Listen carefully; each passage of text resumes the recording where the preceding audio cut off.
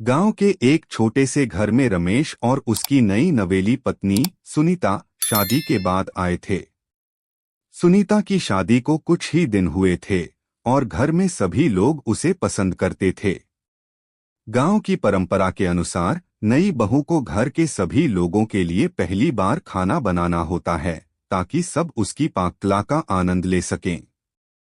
सुनीता को रोटियां बनाने का बहुत शौक था, लेकिन उसने अब तक सिर्फ अपने मायके में ही खाना बनाया था।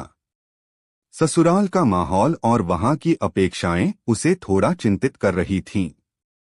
उसे डर था कि कहीं वह अच्छा खाना न बना पाए तो लोग क्या कहेंगे।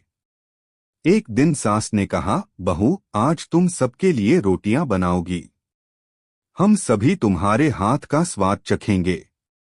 सुनीता ने उत्साह और थोड़े डर के साथ रसोई में कदम रखा। उसने आटा गूंथा और रोटियां बेलने लगी। लेकिन ससुराल की रसोई में उसे थोड़ी परेशानी हो रही थी। जैसे ही वह रोटी तवे पर डालती, वह जलने लगती या बहुत सख्त हो जाती। सुनीता घबरा गई, लेकिन फिर भी हिम्मत नहीं हारी। थोड़ी देर बाद उसने सभी के लिए रोटियां बना लीं और थाली में परोसने लगी। जब उसने रोटियां परोसी तो ससुर जी ने पहली रोटी उठाई और एक टुकड़ा तोड़ा। रोटी थोड़ी कुरकुरी थी, लेकिन फिर भी उन्होंने मुस्कुराते हुए खाया। सासू माँ ने भी रोटी खाई और बिना कुछ कहे मुस्कुरा दी। सुनीता का दिल धक धक कर रहा था। उसे डर था कि कहीं रोटियों के कारण कोई नाराज न हो जाए। तभी रमेश ने भी रोटी खाई और हंसते हुए बोला, वाह सुनीता, यह रोटी तो बहुत अलग है, बिल्कुल कुरकुरी। मैंने पहले कभी ऐसी रोटी नहीं खाई। सबने रमेश की बात का समर्थन किया और हंसने लगे। ससुराल वालों की मुस्कान देखकर सुनीता का डर भी छूमंतर हो गया। सास ने कहा, बहू, रोटियां तो अलग जरूर बनी हैं, लेकिन स्वाद में लाजवाब हैं।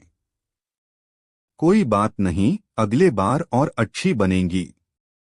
कुरकुरी रोटियों की घटना के बाद सुनीता ने महसूस किया कि ससुराल का माहौल उसके लिए इतना सख्त नहीं था जितना वह सोच रही थी। यहाँ के लोग बहुत प्यार और अपनापन देने वाले थे। हालांकि उसे खुद को बेहतर साबित करने की एक चाह थी। उसे लगा कि वह अपने ससुराल वालों को और बेहतर तरीके से खुश कर सकती है। अगले दिन सासू माँ ने सुनीता से कहा, बहू, आज फिर से तुम ही खाना बनाओगी, लेकिन इस बार सब्जी भी तुम्हारे हाथ की होनी चाहिए। सुनीता ने खुद को तैयार किया और इस बार वह पूरी तरह से ध्यान से खाना बनाने में लग गई। आटा फिर से गूंथा, लेकिन इस बार वह और सावधानी से रोटियां बेल रही थी। उसे याद था कि पिछली बार रोटियां थोड़ी जल गई थीं, इसलिए उसने आंच को नियंत्रित रखा। सब्जी के लिए उसने आलू और टमाटर की एक सिंपल लेकिन स्वादिष्ट सब्जी बनाई। ससुराल के रिवाजों के अनुसार उसे यह सब खुद ही करना था, लेकिन सासू माँ कभी कभी आकर उसे सलाह दे देती थीं। जब खाना तैयार हुआ तो परिवार के सभी लोग फिर से खाने की मेज पर बैठे। इस बार सुनीता का आत्मविश्वास बढ़ा हुआ था, लेकिन थोड़ा डर अब भी उसके मन में था। उसने धीरे धीरे सबके सामने थाली परोसी। सबसे पहले ससुर जी ने रोटी का पहला टुकड़ा लिया और धीरे से सब्जी के साथ चखा। उनके चेहरे पर हल्की सी मुस्कान आई, जो सुनीता के लिए सुकून देने वाली थी। सासू माँ ने भी रोटी और सब्जी का स्वाद लिया और कहा, बहू, आज तो रोटी भी बिल्कुल नरम है और सब्जी का स्वाद भी अच्छा है। रमेश ने भी चुपचाप खाना शुरू किया और फिर हंसते हुए बोला, अरे वाह, आज तो रोटियां बिल्कुल माँ के हाथ की तरह बनी हैं। यह सुनकर सुनीता का चेहरा खिल उठा। उसकी मेहनत रंग लाई थी। सास ने प्यार से कहा, देखा बहू, थोड़ी सी मेहनत और ध्यान से सब कुछ अच्छा हो जाता है। अब तो तुम हमारी रसोई की जान बन गई हो।